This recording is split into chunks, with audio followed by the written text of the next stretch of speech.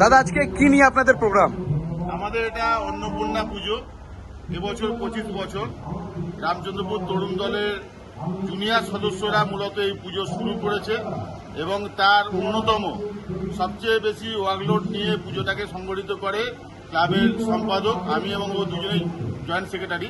মূলত এই পুজোটা নীলু ও পুরো সংগঠিত করে এই আজকে এত বড় আয়োজন। এটা 25 বছরে এত সুন্দর প্যান্ডেল, মেলা, তারপর আজকে প্রায় 10,000 লোক খাওয়া দাওয়া করছে, অন্নকূট প্রত্যেক বছরই হয়। এটার মূল উদ্যোক্তা হচ্ছে ও সব জুনিয়র ছেলেরা, আর আমরা সিনিয়র যারা আছি আমরা সমস্তভাবে তাদের পাশে থাকি। ঠিক আজকে রামচন্দ্রপুর তরুণ দলের টোটাল পাড়াটা আমরা সকলে একত্রিত হয়ে এই অন্নপূর্ণা পুজো আমরা অনুষ্ঠিত করি। আগের বছরের মোকাবিলা কি এবছর কি লোক বেশি হয়েছে? অনেক বেশি হয়েছে এবছরে তো আমাদের 25 বছর এবং আমরা জানি প্রকৃতি থেকে বিভিন্ন প্রজাতির প্রাণী পতঙ্গ হারিয়ে যাচ্ছে।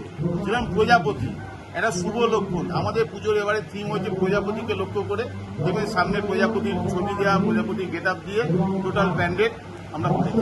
আচ্ছা, আপনাদের এই ক্লাবের অ্যাড্রেস কি আছে? আমাদের হচ্ছে রামচন্দ্রপুর তরুণ দল। আর পুজোর নাম? পুজোর নাম অন্নপূর্ণা পুজো। আপনার নাম? আমার নাম দেবাশিস ব্যানার্জি, আর এই হচ্ছে অপর যুগ্ম সম্পাদক নীলু দল।